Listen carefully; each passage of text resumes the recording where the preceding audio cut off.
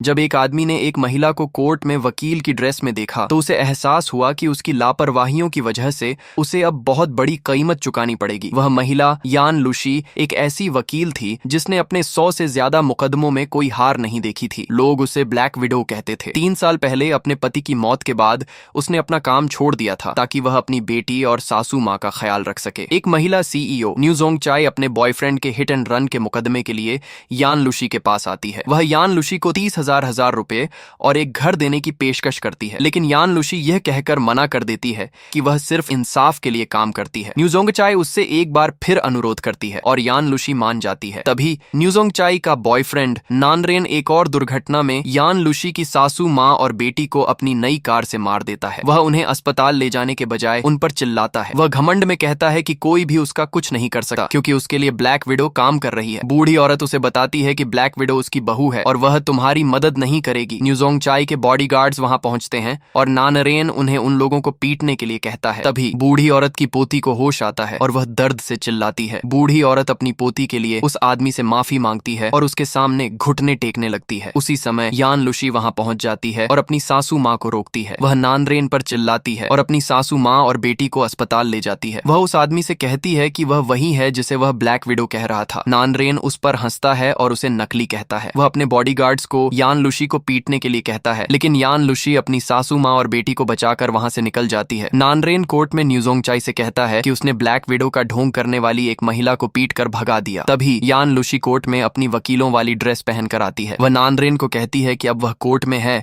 और उसे इंसाफ के लिए लड़ना होगा।